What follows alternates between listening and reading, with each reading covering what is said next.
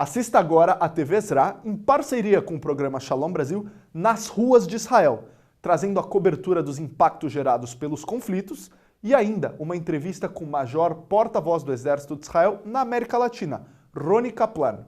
Uma matéria do repórter cinematográfico Carol Hollander e as jornalistas Cláudia Mônica e Sabrina Savoia.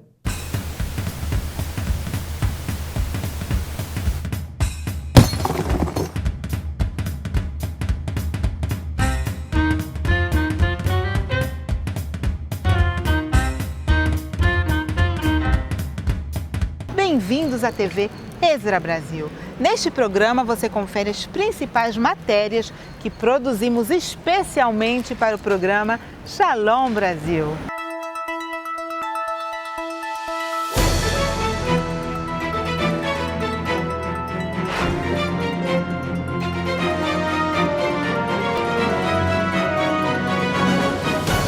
Shalom, diretamente de Ashkelon, um dos lugares mais atacados de Israel, no sul do país. No ar, mais uma edição especial do Israel News em tempos de confronto.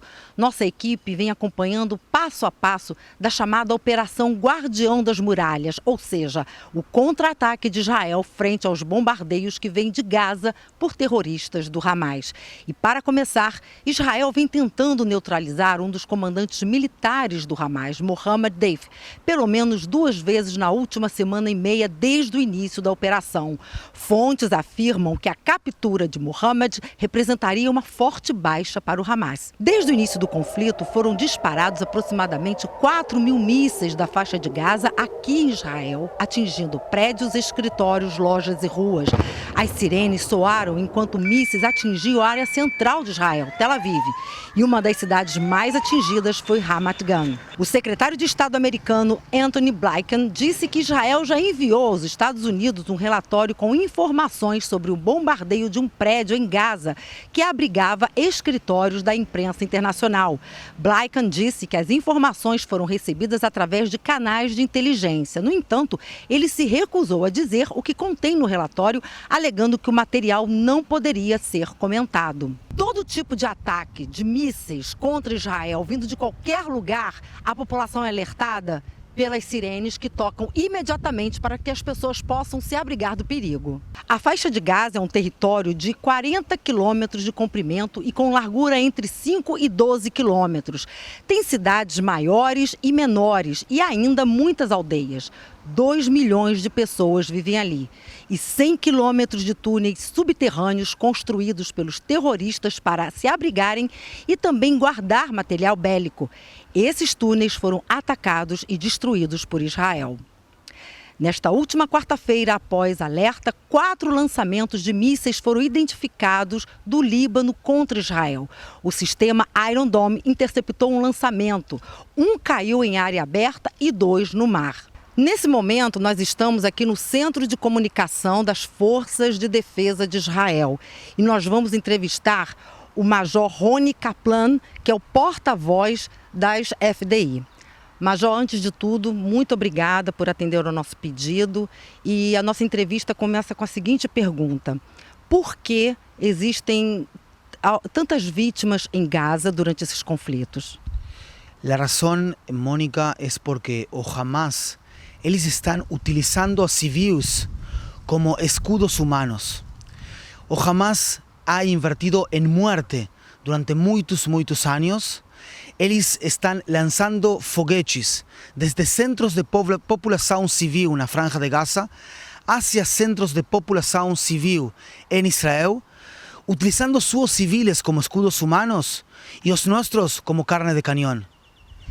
Mas o número de vítimas lá em Gaza vem aumentando e seria em função dessa atitude do Hamas em usar as pessoas, os civis como escudos?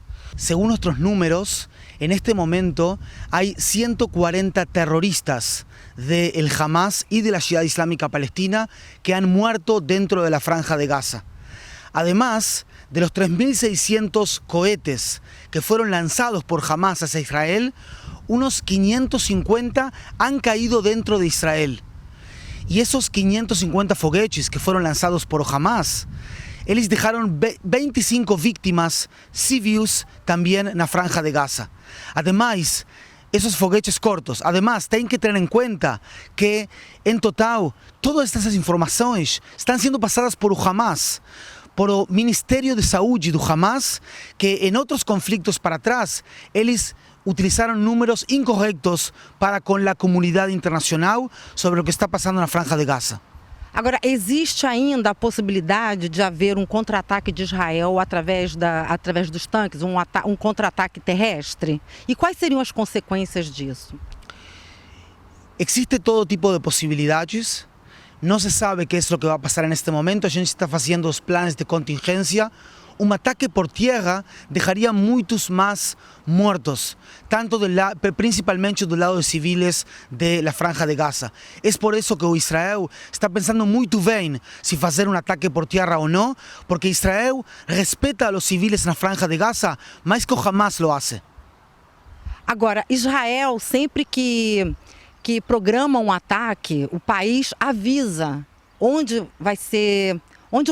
que local vai ser atacado, né? E por que Israel tem essa iniciativa e não acontece o contrário? O procedimento se chama toc-toc, ou golpe na porta. Umas 3 horas antes de atacar uma infraestrutura terrorista na Franja de Gaza, que é somente o único tipo de ataques que faz Israel, ataques às organizações terroristas.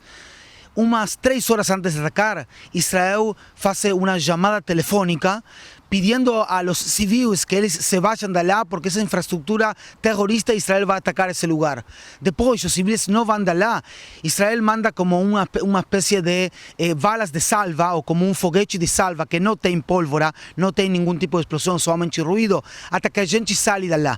A gente sai, Israel mira isso com drones, mira isso e depois Israel faz o ataque e assim diminui a força dos grupos terroristas na Franja de Gaza. Então isso é importante ressaltar. Israel sempre avisa o local em que vai ser atacado para evitar que vítimas civis sejam mortas, é isso? Israel está fazendo todo o que está dentro de suas possibilidades para maximizar o dano aos grupos terroristas e minimizar o dano a civis na Franja de Gaza. Pero cada vez que se puede, se hace todo lo que está dentro de nuestras posibilidades para disminuir as vítimas civis. Também nós, como Forças de Defesa de Israel, lamentamos cada vítima civil na Franja de Gaza, mas as responsabilidades do Hamas, que eles estão utilizando a eles como escudos humanos. A gente aqui, por ter um uniforme puesto, não é que tenha um coração menos sensível. A gente lamenta as vítimas civis. Agora, existe uma estratégia de Israel que é atacar o chamado metrô. O senhor pode explicar isso e qual é a finalidade, qual é a importância desse tipo de contra-ataque? Durante muitos anos, o Hamas estuvo construindo, fabricando uma rede de túneles dentro da Franja do Gaza, de cientos de quilômetros de túneles. Eles estão construindo oscuridade, estão construindo por debaixo da terra. E então, essa rede de túneles serve para objetivos terroristas. Por exemplo, os terroristas eles se escondem baixo dos túneles, tem allí infraestrutura, tem allí depósitos de cohetes, depósitos de mísseis, tem allí lançadeiros de cohetes muito perto, muito cerca da zona onde está a saída do túnel. Então, o dia 15 de maio, há 4 dias, o dia 6 da operação, Israel atacou essa rede de túneles e destruiu hasta hoje 100 quilômetros de túneis por debaixo da Franja de Gaza. Dessa maneira, o Hamas já não pode esconder-se abaixo da terra, abaixo das casas civis, sino que eles têm que lutar contra Israel arriba da terra. E dessa maneira, para Israel, é mais fácil alcançar as posições terroristas. Agora, o senhor acredita que esses conflitos tenham aumentado os confrontos entre judeus e árabes nas ruas? O senhor acredita de que forma que isso que seja possível conter esse tipo de confronto pelas ruas entre árabes e judeus? Neste momento,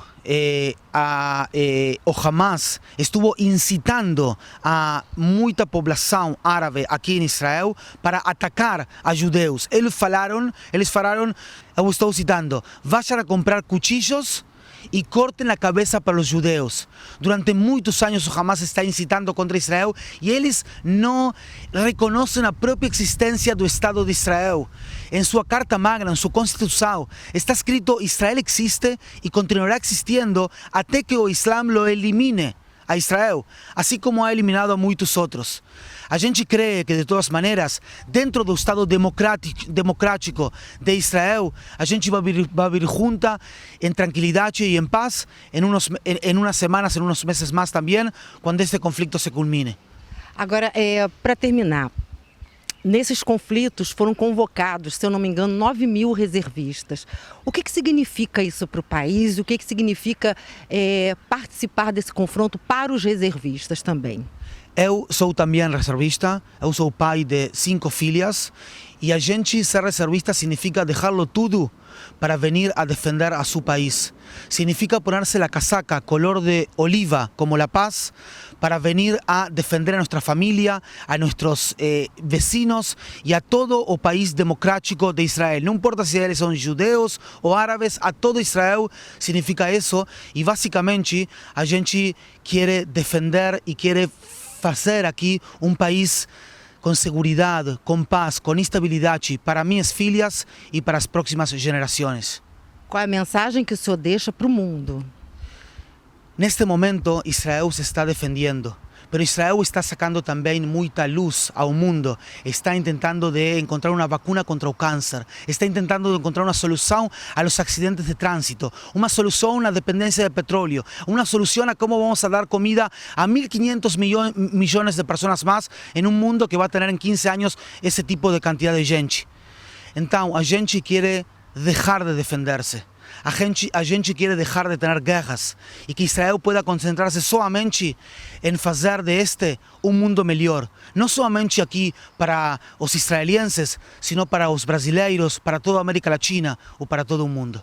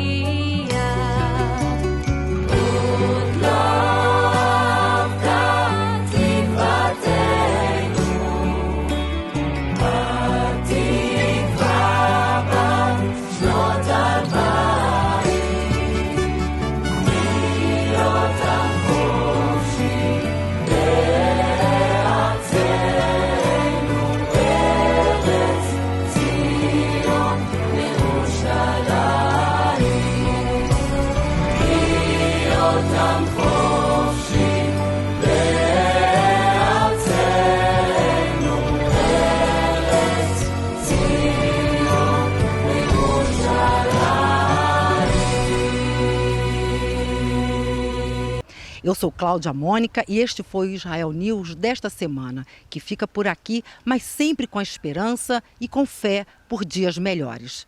Até lá!